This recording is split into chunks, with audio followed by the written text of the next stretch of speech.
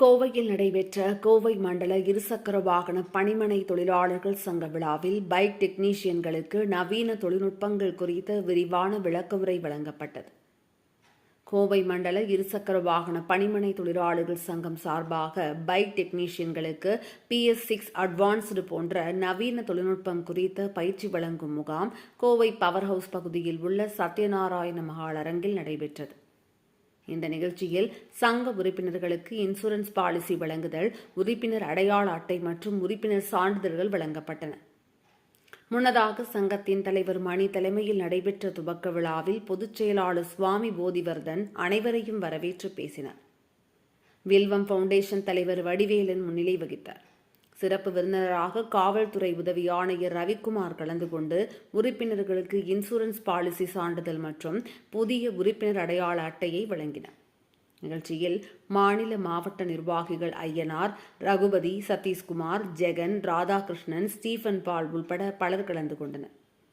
நிகழ்ச்சியில் பெங்களூரை சேர்ந்த நவீன தொழில்நுட்பம் சார்ந்த பயிற்சியாளர் ஆனந்த் பாபு நிகழ்ச்சியில் கலந்து கொண்ட டெக்னீஷியன்களுக்கு புதிய தொழில்நுட்பங்கள் குறித்து தெரிந்து கொள்வதன் அவசியம் குறித்து கூறியதோடு அவற்றை பயன்படுத்தும் முறைகள் குறித்தும் விரிவாக எடுத்துரைத்தார்.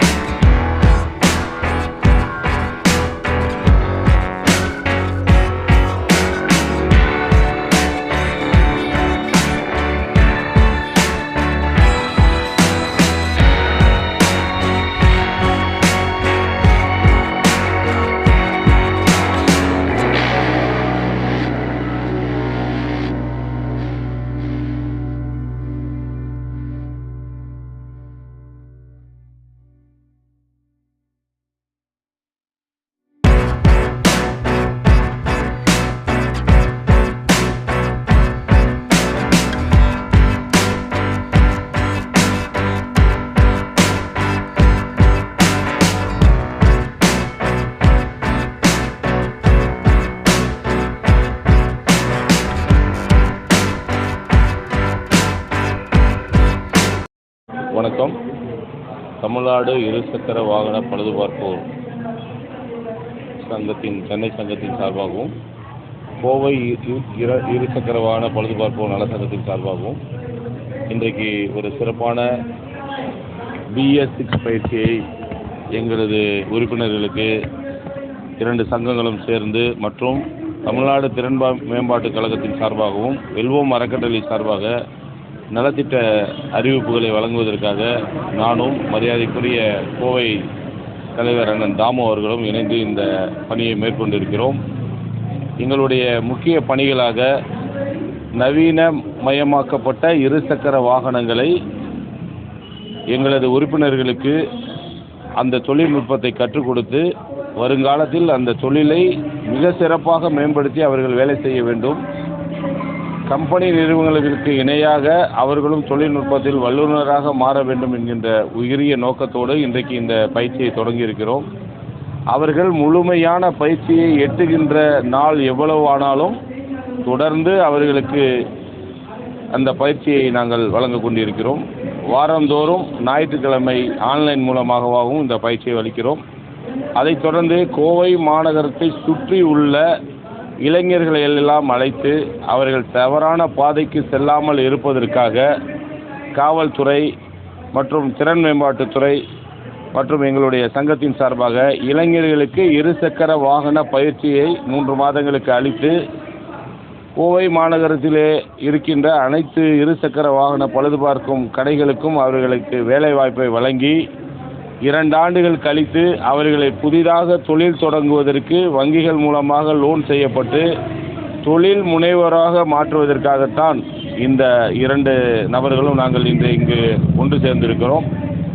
அதைத் தொடர்ந்து வெல்வோம் அறக்கட்டளை மூலமாக அகால மரணம் அடைந்த எங்களுடைய சங்கத்தினுடைய உறுப்பினருடைய குடும்பத்தில் உள்ள குழந்தைகளுக்கு வருடந்தோறும் கல்வித் தொகையை செலுத்தி அவர்கள் கல்லூரி படிப்பு படித்தாலும் சரி, மருத்துவ படிப்பு படித்தாலும் சரி, அவர்களுடைய கல்வித் தொகையை அறக்கட்டளை மூலமாக செலுத்தி அந்த குழந்தைகளை அறிவுபூர்வமாக வளர்க்க வேண்டும் என்பதற்காக இந்த வெல்வோம் அறக்கட்டளை இப்பொழுது ஆரம்பிக்கப்பட்டுள்ளது. அதைத் தொடர்ந்து மாதந்தோறும் எனது அன்பு சகோதரிகளுக்கு ரூபாய் அவர்களுடைய குடும்பத்திற்கான சிறிய செலவினங்களுக்காக வழங்கப்படுகிறது. அதைத் தொடர்ந்து அந்த குடும்பத்தில் உள்ள என்னுடைய அன்பு சகோதரிக்கு மருத்துவ காப்பீடு ஒன்று இலவசமாக வழங்கப்பட இருக்கிறது.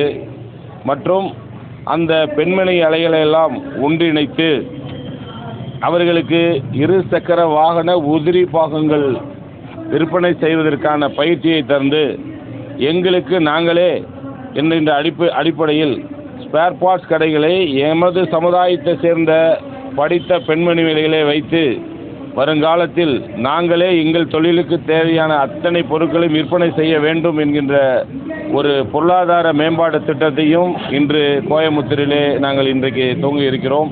இவை எல்லாம் என்றால்தான் எந்த ஒரு உதவியும் யாரிடமும் பெறாமல் எங்களுடைய வருமானத்தில் இருந்தே எங்கள் தொழிலாளர்கள் பெறக்கூடிய உதிரிபாகத்தில் இருந்தே அந்த லாபத்தை எங்களுக்குள்ளே நாங்களே பிரித்து கொண்டு எங்கள் சமுதாயத்தை மேம்பட செய்து இதில் இல்லாமல் சமூக அக்கறையோடு வெளியிலே தவறான பாதைக்கு செல்லக்கூடிய அத்தனை இளைஞர்களுக்கும் இலவச ஆட்டோமொபைல் பயிற்சி தந்து பெண்களுக்கு நவீனமாகப்பட்ட ஈவி வாகனங்களை பயிற்சி தர இருக்கிறோம்.